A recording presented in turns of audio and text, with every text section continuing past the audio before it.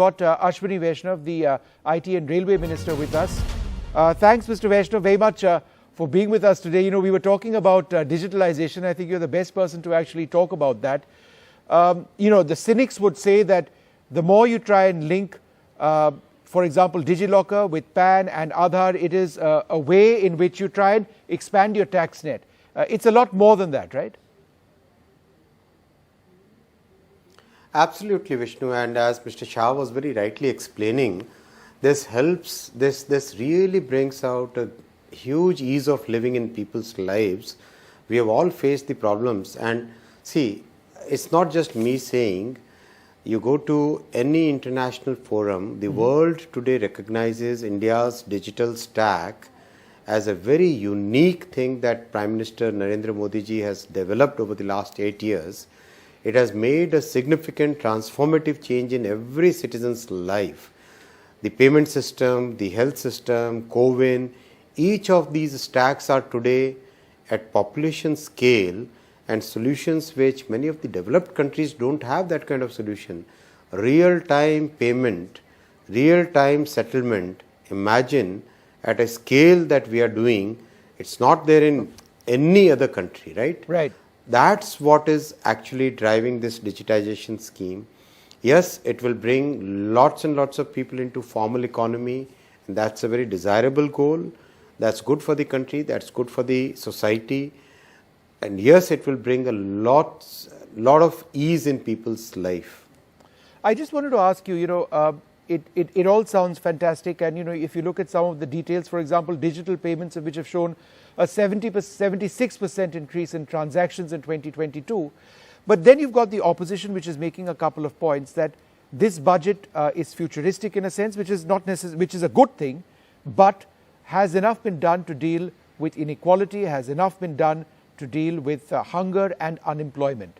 So if you look at the overall budget, have we missed out on a lot more in terms of social spends? I'm really surprised if the opposition is saying this. During COVID, when the whole world was reeling under huge, tremendous uncertainties, it was Prime Minister Narendra Modi who ensured that 800 million people get right time, they get the food grains, they get all the facilities, they get free vaccination, and people who would have otherwise gone into abysmal poverty are today in good condition. It's Prime Minister Narendra Modi who got Jan Dhan accounts for 40 crore people. It's Prime Minister Narendra Modi who got the Ujjwala scheme where the village households got gas connection. Isn't that inclusive growth? If that is not inclusive growth, then what else would be inclusive growth? Yeah. It is Prime Minister Narendra Modi who's giving Har Ghar Nal Se Jal to crores and crores of families. Imagine the kind of inclusiveness that a tap, I was born in a village, I can understand what is the need for water. Imagine the power of getting a tap water connection in your household, right, in a village. It's phenomenal. Imagine the power of Ayushman Bharat, which prevents people from getting back into poverty if a disease happens in the family. If this is not inclusive growth, then what else is? See, this opposition, with its great economists and great people, they brought India to a situation because of their policy paralysis that India became one of the fragile 5 economies when UPA was in power. Right. It is Prime Minister Narendra Modi ji who has, over the last 8 years, brought that fragile 5 category to India is a bright spot, India is a growth engine for the global economy, that kind of situation despite the global headwinds. Yeah. That's what, Vishnu, the reality is. Mr. Vaishnav, there are global concerns, and this is another point that's been mentioned, that we don't know when the war in Ukraine is going to end. You know, that's just what there are a couple of global economies, big ones, heading into a recession. And these are factors which can actually impact us going forward. Are we completely insulated from those threats, those dangers? Nobody is ever insulated completely from any global situation. That's a reality. What can we do different so that the global reality doesn't hit us that bad?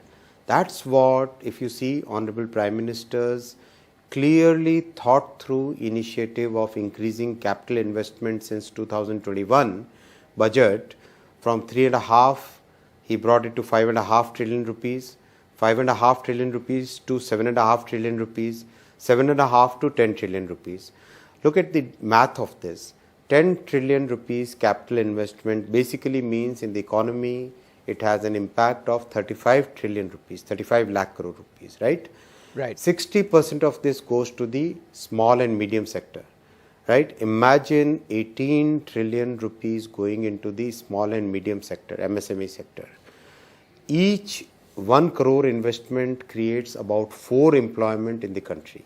So this 10 trillion rupee investment is going to create roughly, if you compute, more than 1 crore and 20 lakh employment in the country if you look at the multiplier and all of the factors together.